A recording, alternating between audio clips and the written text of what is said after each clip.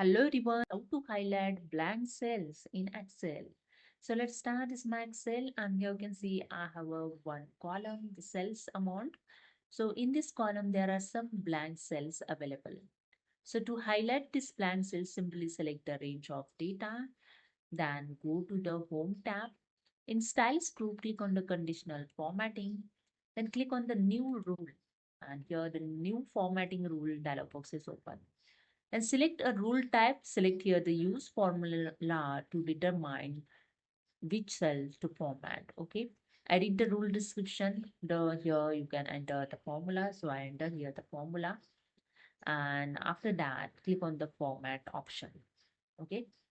And in format, you just choose the color those you want to fill in the blank cell.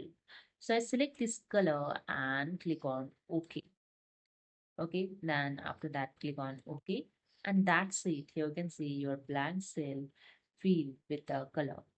So this is a way you can easily highlight your blank cell in Excel. So hope you understood. If you like this video, please subscribe. Thank you so much.